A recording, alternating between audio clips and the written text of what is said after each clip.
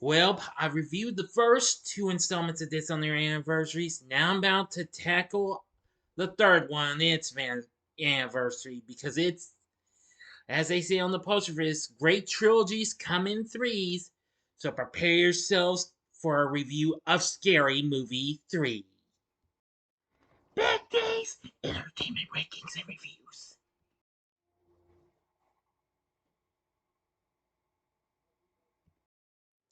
So, greetings, my fellow YouTubers, and welcome to Big D's Entertainment Rankings and Reviews.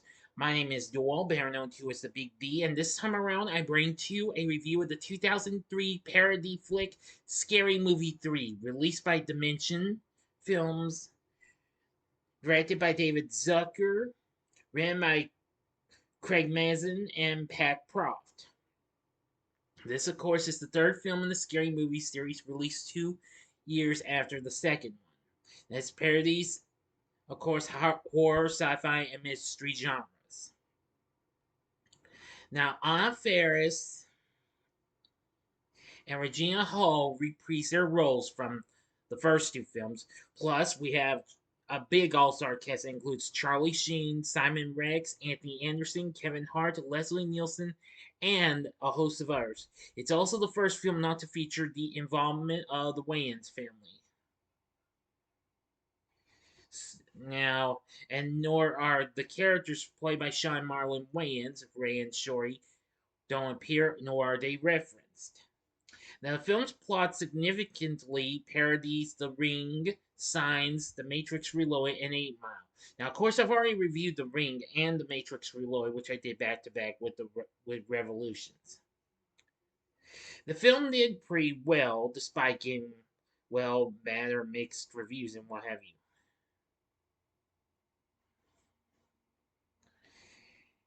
Anyway, now before I get started on my review, if you haven't seen my reviews of the first two scary movies, click on that card. It'll take you to the playlist so that way you can catch what you might have missed or see them again if you'd like.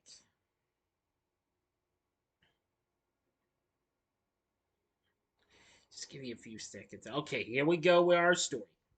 Two women discuss a cursed videotape that kills anyone who watches it in 7 days. Having both watched it, an unseen entity kills them. Meanwhile, on a farm outside Washington, D.C., widowed pastor Tom Logan and his brother George discover Tom's daughter Sue screaming in the middle of a crop circle. Reporter Cindy Campbell discusses the crop circles on the news, but it is largely ignored. She cares for her nephew Cody, who has precognition powers. While picking him up from school, or wait a minute, that word was precognition. Oh dear, I'm sorry if I misstep. Apologies. Now, where was I? Oh, yes. While picking him up from school, Cindy meets George, who invites her and Brenda Meeks to a rap battle. With support from his friends Mahalik and CJ, George bests Fat Joe, but is thrown out after unintentionally wearing a pointy white hood and waves to the largely African American crowd. Oh, I think he would know that.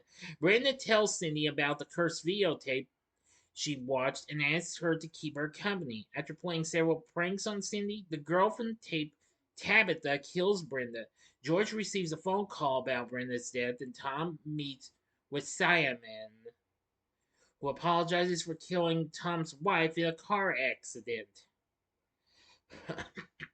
During Brenda's wake, George and Mahalik wreak havoc in an unsuccessful attempt to revive her. Cindy finds the tape in Brenda's room, watches it, and receives a phone call warning her of her death in 7 days. She calls George, CJ, and Mahalik for help. CJ says his aunt Shaniqua can help. Shaniqua discovers the hidden image of a lighthouse which can break the curse if Cindy finds it. When Cindy returns home, she finds Cody has watched the tape. Desperate to save Cody, Cindy types a warning into the news anchor's teleprompter, but her boss interrupts her and the anchor recites the wrong message. Meanwhile, the Logans encounter an alien disguised as Michael Jackson, and U.S. President Baxter Harris personally visits the farm to investigate the crop circles. Cindy visits the lighthouse where she encounters the architect. The, The loquacious old man, sorry if I mispronounced the word, explains to Tabitha was his evil adopted daughter from his, well, whom his wife drowned in the farm's well, but not before she imprinted her evil onto the videotape. He mistakenly returned to Blockbuster, unleashing the curse. When Cindy asks about how this relates to the aliens, the architect speculates that Tabitha is summoning them to aid her in destroying humanity. Now for the final act and ending. As always, you know the procedure. You have 5 seconds to stop this video. Go to the description box below. Fast forward to the time below. As I count down, if you've seen the movie already, please continue. Okay, you've been warned. Returning home, Cindy discovers Cody is missing. The news has been broadcasting the cursed tape for hours, and there have been various sightings of aliens around the world. She tracks Cody to the Logan farm, where he has taken refuge with George. Tom sends Cindy, Sue, and Cody into the basement for safety. As he, George, and Mahalik go outside to fight the aliens with help from President Harris and the Secret Service. The aliens reveal they are friendly and have come to stop Tabitha after accidentally watching the tape on a broadcast they intercepted. In the basement, Cindy recognizes the farm cellar from the tape, and she finds the well where Tabitha drowned. Tabitha appears and takes Cody hostage. Cindy and George appeal to her, offering her a place in their family. Tabitha falsely claims her curse is broken, but as she attacks, President Harris opens the door and unintentionally knocks her into the well. The aliens depart, and Cindy and George get married. Leaving for their honeymoon, they realize they left Cody behind. After Cindy narrowly avoids hitting Cody at an intersection, another car strikes him. End of story. So, what did I think of Scary Movie 3? Well, I will say I kind of like this a little more than the last one. Now, even though the Wayans weren't involved in this, which that's understandable, but David Zucker, yeah, definitely. He, of course, was the guy best known for directing Airplane as well as the creator of the Naked Gun franchise. And which, of course, Leslie Nielsen was in those. The films did pretty well, becoming the second film in the franchise to do well, going on to make 220 million worldwide. It would also be the last film in the series to be released by Miramax under the Dimension Films banner when Miramax was under license at Disney. But then, of course, well, I think you know the rest. It was named the Teen Choice Awards in the category of Choice Movie Your Parents Didn't Want You to See. Yeah. The score was composed by James L. Venable, which wasn't too bad. It has an original soundtrack that features various hip hop artists and what have you. There was when it was released on DVD, there was a special 3.5 special DVD contained several more additional scenes than the original DVD had, not shown in theaters, plus a special unrated version of the film. But I'm not going to give the heads up on that though. Now then, it did pretty well. Also, this was the first installment of the franchise not to get an R rating. This got PG-13 instead by the MPA. The film set to 35% on Rotten Tomatoes, saying, though an improvement over the previous film, the laughs are still inconsistent. Well, that's understandable. Yeah, but at least it did have provide lots of craziness and what have you. Now then, oh yeah, and one more thing. Brad Gray Pictures, who of course were the producers of HBO's big hit The Sopranos, was the production company behind this. Now then, for our cast, we have Anna Faris back as Cindy Campbell, and that's when I realized she's no longer got the black hair because I soon found out it was a wig she had. Because so we see her in her actual blonde hair because that's when I soon found out she was blonde when I saw her in the film Lost in Translation, which came out before this. Charlie Sheen plays Tom Logan, who of course right about that time, he would actually be on, well, the original big star of TV's Two and a Half Men. Regina Hall played Brenda once again. She's still pretty funny. Simon Rex recently appeared on the WB series What I Like About You with Amanda Bynes and Jane Garth plays George. He's not too bad. Leslie Nielsen played President Harris. He's kind of nutsoid, like he was in Airplane or the Naked Gun series. Queen Latifah played Shaniqua, or the Oracle, based on the Matrix's character. Anthony Anderson played Mahalik, really crazy. Kevin Hart plays CJ. He's pretty funny. Cameron Manheim plays the character Trooper Champlin, who, of course, that's a parody of the Trooper from Signs. Of course, most of you would know Manheim from The Practice and Ghost Whisperer and a couple of seasons of Point of Interest, plus a lot of other TV shows. George Carlin appears as the architect. Of course, that would be one of his last few roles before he passed away 5 years later.